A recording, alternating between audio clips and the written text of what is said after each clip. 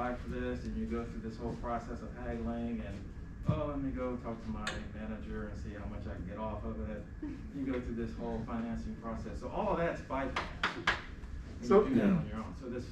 So you think it's better than a test bed? Yes. I mean, there was a couple of things in there, right? Like the no haggling is something separate from the 7-day money back guarantee, but also valuable if you depending on how much you like to see the salesperson sweat as you walk out the door, right? Sure. Nobody's haggling right now for used cars. I'll tell you that. They'll let you walk out that door today. But this substitute for, so you're saying it's better. So in some sense it is better, right? You have 7 days instead of having to figure it out in the 7 minutes that you're going to have on a test drive. Allie? Could it be Did you say, is it pronounced it Allie? Yeah, okay. Allie. Could it also be that maybe they're just kind of like letting you know we are so confident in what we do that here's this guarantee because we know you're gonna like it, and so no questions asked because we know Yeah. that will rarely happen. This is a way to build trust, right? Remember, we're 2013. Buying a car online is something that like your crazy friend did on eBay because they had to have a Nissan Skyline or something, and it was shipped in piece by piece from Japan. I mean, this was these are this was not a common way to buy a car. I'd say that, has anybody ever bought a car online? I mean, Will Sprint has, but has anybody else? Honestly, it's surprising when I teach you, even this is a relatively small group, but even in a group this size, particularly for people of the average age in this room, there's typically 1 or 2 people who bought a car online. It's become fairly common these days. But back then, it was really quite strange. So what else are they doing? So this is one way to build trust. What else are they doing to build trust in the process? To convince you that the transmission is not going to blow on you the second you take it above 45 miles an hour. Andrew? They have a Carfax report. Okay, so they've got Carfax reports. What else are they doing to build trust? Harlan? They can tell you how many previous owners there are for each vehicle. Okay. Owner information. What else?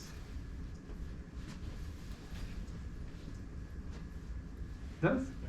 They're not just giving you the data on one car, they're giving you data across a number of vehicles or a number of data sets. So you can actually see how it compares it with others, and it's the same. Are you talking about the data that we have for this case? Or are you talking about what they should give on the website? No, I think it's what they have on the website. They said we evaluate tens of thousands of vehicles daily, so I've got to imagine there's more information on how your car ranks against others. I see, okay. So they're saying we're experts in evaluating cars, and so are they building trust in their evaluation process? Is that what it's doing? I think they're giving you more information if you want it. I see, okay. So maybe more information than you can get elsewhere. What kind of information, or what kind of evaluation are they guaranteeing for these cars?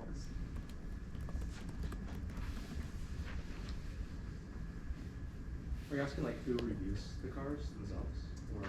Yeah, I mean, like, Carvana buys used cars. They buy used cars, they bring them in, and then they do something with them before they sell them, right? Because we know they've got like 360 views, they've got other stuff here. What do they do with the cars before they sell them? They use machine learning, proprietary machine learning algorithm. Okay, which right. They also do a small inspection. What's that? They do a small inspection. A small inspection? Yeah, just to verify that their predictions were met. So do they? They don't call it a small inspection. How do they market this inspection here? Full body, whatever. Yeah, there's do they put a number to how many points in this inspection?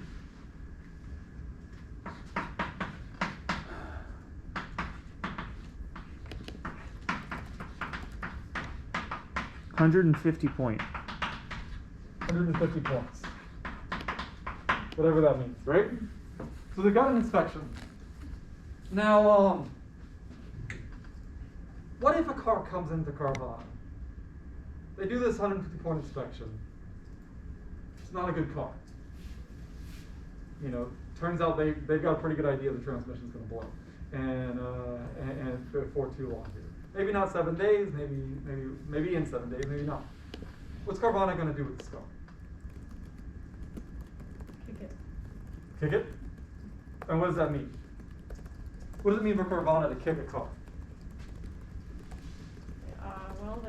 Well, I would assume they've already bought the cars at a sunk cost for them. And if they try to recoup some of the costs, I'd sell to the junker. I don't know what they would do with it after that. Let's not talk about how they buy cars. This is not something we've got on the board yet. How does Carvana buy cars? Auction. What's that? Auction. Auctions, okay?